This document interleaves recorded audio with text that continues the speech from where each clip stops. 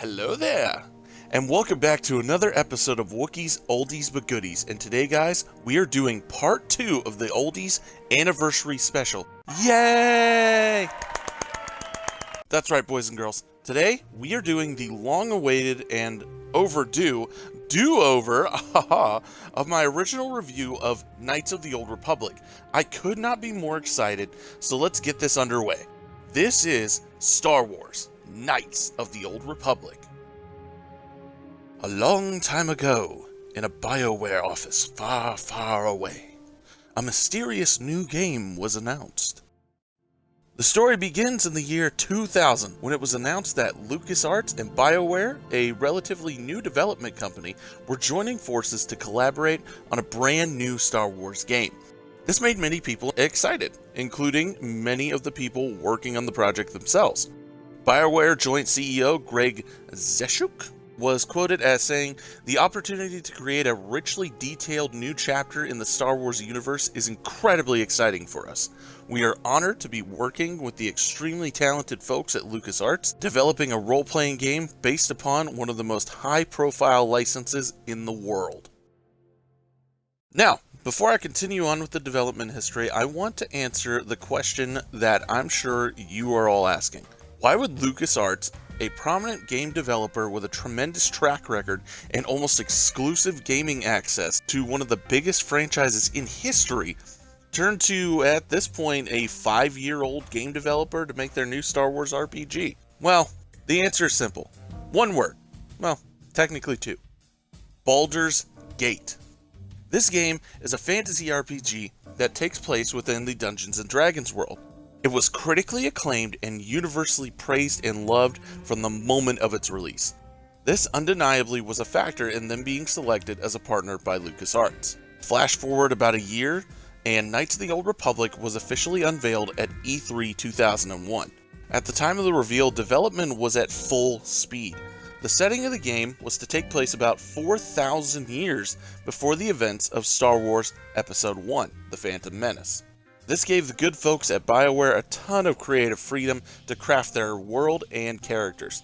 By all accounts, the working relationship between LucasArts and BioWare was extremely healthy. This undoubtedly allowed BioWare to hit a lot of personal goals they wanted to hit when making this game, including creating a new combat system inspired by Baldur's Gate, and giving players over 60 hours worth of playtime. Back in the day, back in like 2003, 2004, when this game was released, that was an insane amount of playtime. If BioWare didn't have that freedom, Knights of the Old Republic may not have turned out the way that we know it today. When it came down to which platform they wanted to create this game on, both LucasArts and BioWare settled on PC and the original Xbox. This was likely due to a number of reasons, mostly due to the fact that Microsoft knows their way around a keyboard. LOL. The team was quoted as saying that they could do more of what they wanted to do on the Xbox than they could on the PlayStation 2 or GameCube without a lot of technical issues. The Xbox was just easier to develop for. Boom! Take that, other consoles! Ha ha ha! They had a plan, they were set for action, they began development, and immediately encountered a problem. The graphics. Now, I know I just talked about how easy it was to develop on the PC and Xbox, but it's not the graphic problem you're probably thinking it is. See, the team was worried because the game was going to, if they had their way, include a lot of detail in the character models and environments, and such they wanted it to truly shine. Thankfully, they already had an answer in their back pocket, and they used the Odyssey engine. No, not that one. This engine was previously the Aurora engine and was used by BioWare for Neverwinter Nights, but it was completely rewritten for Coder, and it was one of the most detailed engines for its time. Star Wars Knights of the Old Republic would eventually release in July of 2003 and sold 250,000 copies within its first 4 days of release, making it the fastest selling Xbox title at the time. The game was, of course, amazing, receiving tons of awards, including Game of the Year, and it is so beloved that it has been re-released multiple times across a variety of platforms. As of April 2021, it's heavily rumored a remake is in the works. Our story begins nearly 4,000 years prior to the birth of Luke Skywalker.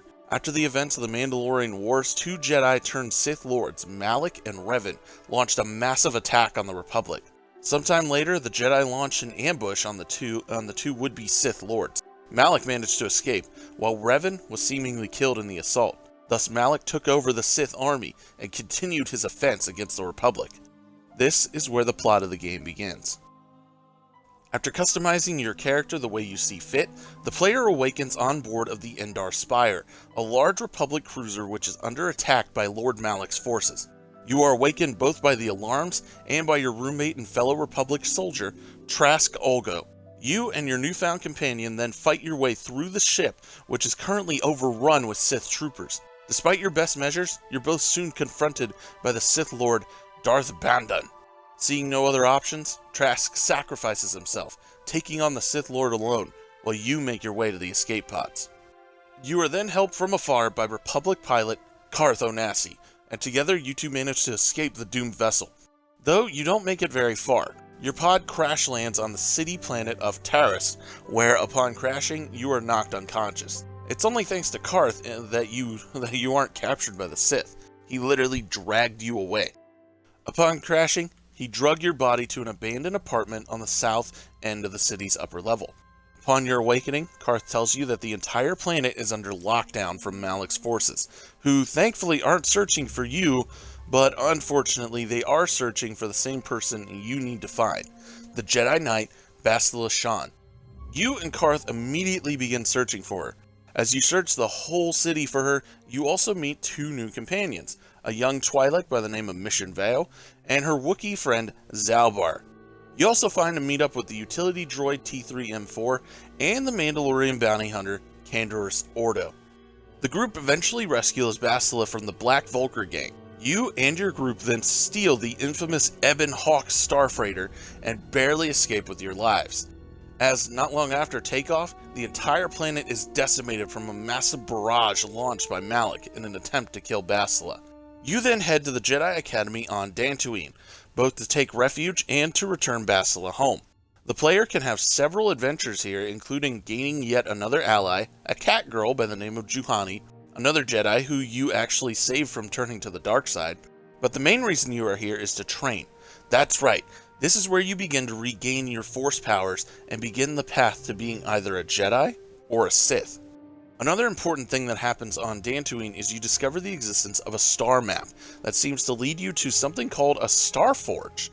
You aren't quite sure what it is, but you do know it's most likely the source of Malak's seemingly endless military resources. So, you gather your friends and set off on an adventure, traveling to several unique planets including Manan, a planet of entirely water that is ruled by humanoid fish people. It's here where you get into some crap. I won't spoil it for you, but let's just say the good ending is the one where you are banished from the planet. Next up is Kashyyyk, a personal favorite of mine, obviously. It's here where you delve further into Zalbar's backstory and overthrow a Wookiee dictator, as well as find another companion, the old grey Jedi Jolee Bindo, who is a massive help in the world's boss fight. Next, there's the infamous Star Wars world of Tatooine, where you get to traipse about in the desert, participate in some pretty freaking awesome races, and you then fight the Star Wars version of a fire-breathing dragon. And you also discover your final companion, the murderous assassin droid and personal favorite of mine, HK-47. The final world you travel to is the Sith homeworld of Korriban, where you uncover many ancient secrets and find new awesome weapons. After discovering other pieces of the star map, your party is captured by Darth Malak. You are forced onto Malak's flagship, where he reveals to the player that you are in fact the thought-to-be-deceased Sith Lord, Darth Revan. The Jedi Council had in fact wiped your memories after your perceived death at Malak's hands. They had hoped that Bastila, through her bond with you, could lead them to the Star Forge. Bastila makes the ultimate sacrifice, though, and is captured so that you can escape. A short while later, you and your remaining party members arrive at the Star Forge, which, as it turns out, is a massive space station and factory capable of producing massive amounts of military resources. You board the station and fight your way through dozens upon dozens of Sith soldiers and Dark Jedi, until you finally arrive at the Star Forge's main hub, where you make the horrifying discovery that Bastila has been turned to the dark side by Malik. From here, the story has one of two endings. Interestingly enough, in both endings, you can have Bastila by your side. On the dark side ending, the two of you kill Malik, take control of Starforge, and claim the titles of Sith Lords, while then setting off to conquer the galaxy. Or the light side / best ending, Jedi for life, bro. You can either kill or redeem Bastila, and from there either have her go with you to confront Malik, or stay behind to do her battle meditation and help turn the tide of the final battle between the Republic and the Sith raging outside the Forge. Either way, Malik is defeated, and you destroy the Star Forge and are hailed as a savior and a hero, complete with ceremony and fireworks. This game easily ties with Dragon Age Origins for my favorite cast of characters. They are all just so good in their own ways, and in fact might even surpass Origins in the character department. While with Origins I can say that there are two characters, Wen and Sten, who I'm not a fan of at all, I can't say the same with Knights of the Old Republic. I at least like every one of these characters in one form or another. And, well, with all that said, let's talk about them for a minute, and maybe you will like them as much as me. First up is your first real companion, Carth Onasi. He is a decorated war hero, incredibly skilled pilot, and he served in the Mandalorian Wars. He specializes in dual-wielding blaster pistols, which is pretty freaking cool, and reminds me a lot of the great Captain Rex, who also dual-wielded blaster pistols. Carth also reminds me a lot of Han Solo. Sarcastic, I'm good and I know it personality, but he's a sincere, genuine character as well. He's honest and loyal to you and the Republic. His one negative trait is that thanks to the events of his past, he has some major trust issues, to the point of paranoia. But through hard work, you can get him out of his shell. He's also available as a romance option to female player characters. Mission Vale. The Twi'lek street teen, who I may have had a bit of a crush on back in the day when I was 17. She's a personal favorite of mine, mostly because of her personality and excellent voice acting. She is portrayed as a resourceful and very smart girl, essentially functioning as the brains to her buddy Zalbar's brawn. You would have to be smart to understand the Wookiee language. She serves a lot as Zalbar's interpreter when the subtitles are not doing the work for you, because you also, as the character, understand Wookiee sounds. She's also very tough, being able to hang in cantinas and bars with some of the best bounty hunters and criminals around. As well as that, she is also funny, very kind, and always wanting to do the right thing. And on occasion is your typical bratty teen.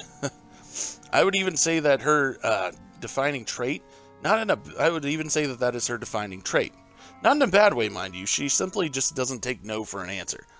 Well, we talked about the brains. Now let's talk about the brawn. Zalbar is one of 3 characters that can and do function as the muscle of the group. He is of course a Wookiee, and the thing I love most about this character is his redemption arc. He discovered that his own brother was selling their fellow Wookiees into slavery and confronted him. During the fight, he broke Wookiee code and used his claws. Thus, he was banished. After becoming a companion to Revan, they return to Kashyyyk, where Zalbar is able to defeat and oust his brother, thus clearing his name and freeing his people from a tyrant. It's difficult to describe his personality beyond loyal and noble, but I will say this. Unlike you would expect, he's not an ace with a blaster or a bowcaster. He's good with vibroblades. I'm playing through the game again right now, and I intend, as soon as I find a Gamorrean cleaver, that is Zalbar's weapon. I cannot get over the idea of a Wookiee running around with a Gamorrean cleaver. That just sounds amazing. Next up is Bastila Shan, the Jedi who serves almost as a second main character for the game. She's of course gorgeous and is a romance option for male characters. She is actually the canonical romance partner for Revan.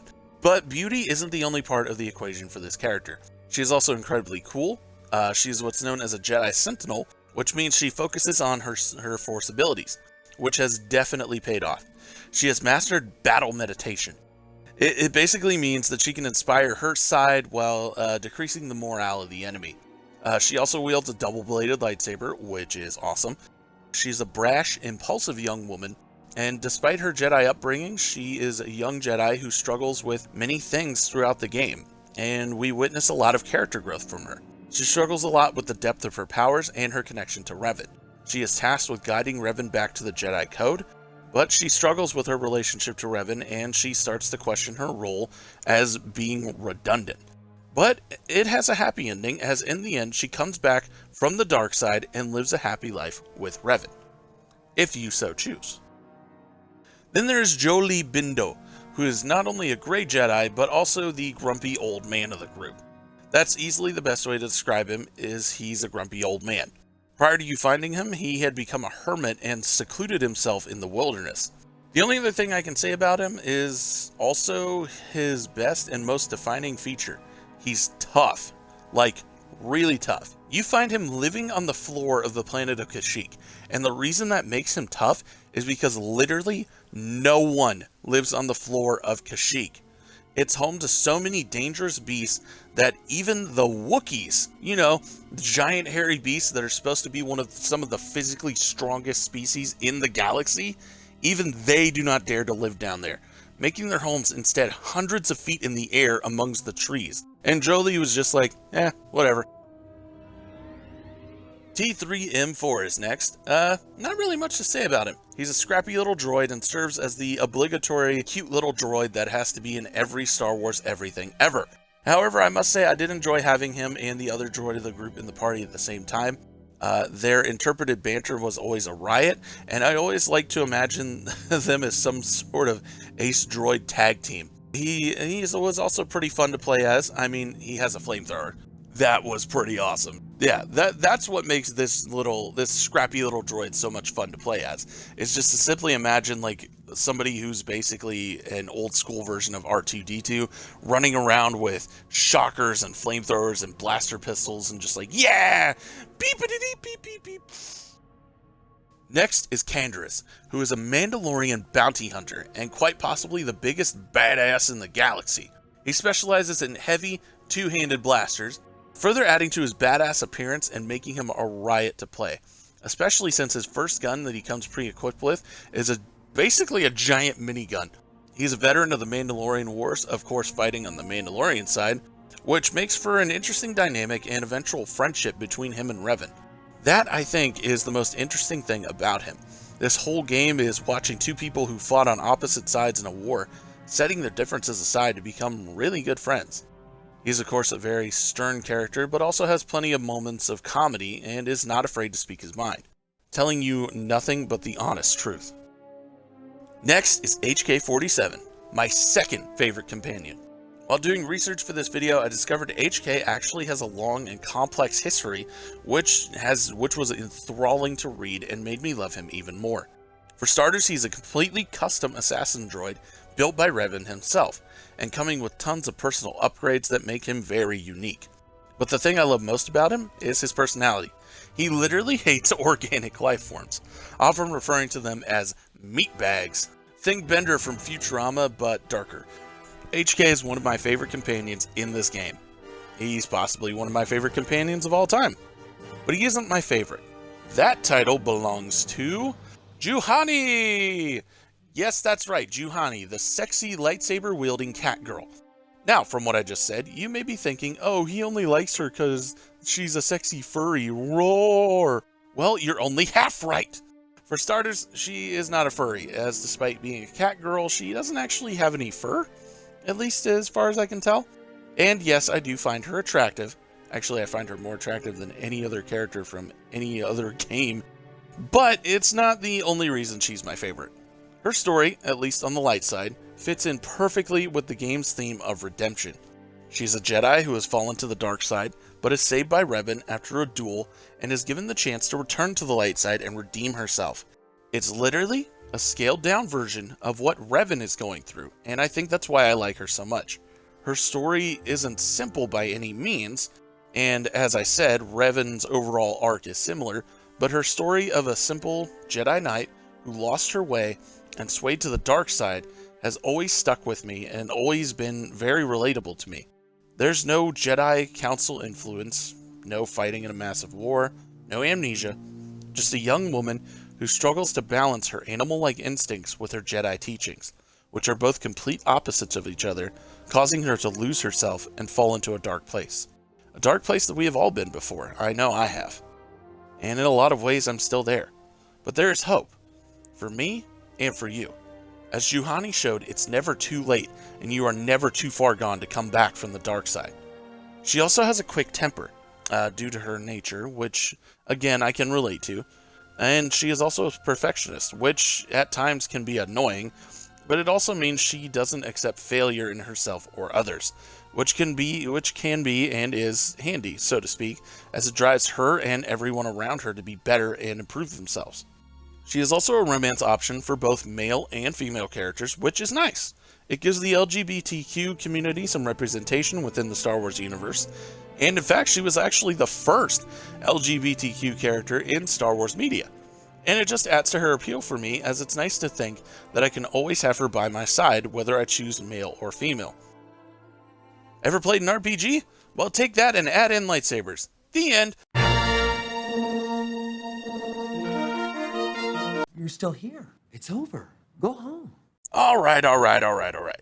Let me elaborate for you.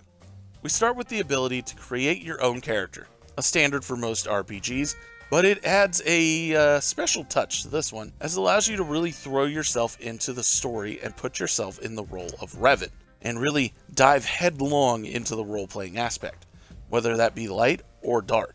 Next is the glorious combat, which is incredible here. Not only do you get the usual RPG style of combat, but you get to throw grenades, energy shields, lightsabers, and force powers. Next is everybody's favorite part of these games, the gear. Now, obviously, since it's a Star Wars game, you don't get to unlock badass suits of armor or giant behemoth swords.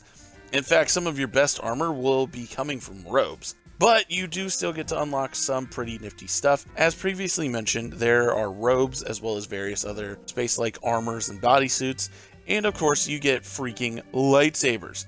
You can still put together some amazing builds that would put some traditional RPGs builds to shame. I remember the coolest one I ever did was my character had on these epic sniper style goggles, Jedi battle armor, an ancient Sith lightsaber in one hand, and a freaking Gamorrean war axe in the other. And yes, my character was a Jedi. The ancient Sith weapons are just too good not to use. The graphics for the game are comparable to most other classic games. They have something special about them, a timeless quality to them. Like, no matter how good today's graphics get, you can still go back and look at these games and say, wow, this still holds up, or wow, this game still looks good. Some games that immediately jump to mind are WWF No Mercy, Banjo-Kazooie, along with a host of others, and of course, this game. Despite their age, every last little detail looks fantastic. I especially enjoy the job they did on all the various alien species you meet. It felt really cool to see alien species that you saw in the movies pop up, or in some cases, alien species you've only seen on the pages of books come to life here for the very first time. BioWare truly worked very hard on these graphics, and they will stand the test of time. The controls are smooth as fresh butter. That's one thing I've always loved about this game. It has some of the best controls I've ever experienced. Of course, it operates under the basic RPG controls, using the sticks to control the camera and using the other buttons to attack and use items. Oh, and of course using one of the other sticks to move around. But there are a couple of things that make it stand out. For one, the menu interface is awesome. I love the model of your character displayed as you select gear, and you're able to effortlessly cycle through your journal, settings, and other menu items. I firmly believe that this menu was the basis for the Dragon Age Origins menu, as it feels like an early version of it. And of course, both games are made by BioWare. Another thing that makes this game's controls unique is something I touched on in my Coder 2 review. While you're playing, there's a bar in the lower left corner of the screen. This essentially functions as two things. The first is as a quick access inventory, allowing you to select and use things quickly and easily, such as med packs and stem packs and things like that. It also functions as an attack queue, allowing you to select and queue up multiple attacks. Finally, in battle, once again, it functions as a mix of the previous two, allowing you to cycle through things like medkits, grenades, and traps. Finally, despite starting out on Xbox Original, the game has been ported to 360, Xbox One, PC, Mac, and even iOS and Android. But no matter what the incarnation, the controls have always been fantastic. By the way, how crazy is that games that used to take an entire console to play can now be played on our phones? The audio for the game is superb. I would expect nothing less from a BioWare game, let alone a piece of Star Wars media, but it could still do with a mention. Everything sounds just so crisp and clean and perfect, especially when you listen to the, I guess you could call them the space sound effects. What I mean by that is stuff like blaster fire, ships flying, and lightsabers clashing. There are two more areas I would like to talk about briefly. The first is the voice acting, which is next level. Every actor gave their absolute all in these performances. Even the NPCs and minor characters. They all just did a tremendous job. The other area I want to talk about is the music.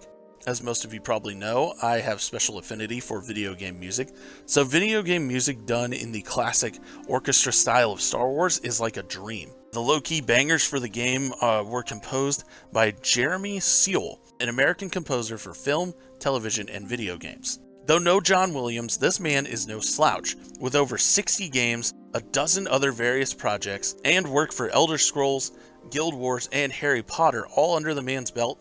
It's safe to say that he's built up quite the reputation as a masterful composer, and he certainly did not disappoint here. Around the time I turned 18, it was the first time in my life I had ever finally owned a modern console. Before that, it was a PlayStation 2, and before that it was an N64. So I wasn't completely deprived of video games. In fact, looking back on it, I was able to own and play a lot of absolutely legendary status classics. I think that's where my affinity for oldies comes from. But at the time, I was a kid, so you know how it is. When you're a kid, you always want the most modern thing. It kind of sucked when my friends would talk about the newest games they were playing, and I was just like, oh yeah, that's cool, wish I could play it. That all changed when I got my hands on an Xbox 360. And one of the first games I picked up were the two Knights of the Old Republic's games. Hashtag thank you Xbox backwards compatibility. I of course started with the first Coder, and it blew my mind. I had been a fan of Star Wars since I was a kid, and to now be sitting there playing a Star Wars RPG made by one of the best game developers of all time, BioWare, on my brand new console, it was one of the best moments in my life. Fun facts! Number 1, the game was actually based on a comic book series published by Dark Horse. This game would later go on to inspire an MMORPG called The Old Republic. Catherine Tabar, the voice actress for Mission, began her voice acting career with her role as this character, which I think is pretty cool. This game actually could have turned out a lot differently, because BioWare was actually given the option to do a Knights of the Old Republic game / 4,000 Years in the Past game, or an Episode 2 game. Either way, I think it would have been good, but I definitely think that they made the right choice by going all the way back in the past. If they had done Episode 2, it probably would have turned out more like a Force Unleashed, like a action game. I don't think it would have turned out as good. I don't think it would have been as popular. I don't think BioWare would have become as popular, and I don't think they would have found that signature style of theirs. In conclusion, Knights of the Old Republic is not BioWare's first game, but it is its most important. It set a new standard for RPGs. This game is where I truly believe BioWare found their footing and signature style. But more than that, Coder might in fact have saved BioWare. The studio wasn't in trouble by any means when they released Coder, but had they taken the other option and done an Episode 2 game, I don't think it would have been nearly as successful. Even if they had given it the RPG treatment, this could have then resulted in BioWare not being who they are today, and that means no Dragon Age. Ah! Well guys, that does it for another episode of Wookiee's Oldies But Goodies, and I really want to thank you guys for watching. It is at this time that I would like to make an announcement. This was the last episode of Oldies But Goodies. But do not be sad, my friends, for although this chapter of Oldies is closing, a new adventure begins. For I am also announcing the start of a new show here on Tavern Gaming called Wookiee's Cantina.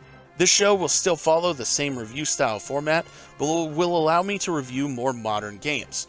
I'm very excited about this, guys, and I want to once again thank you all for watching this past year, and I hope you all will continue to watch as we begin our new adventures. Love, Wookiee.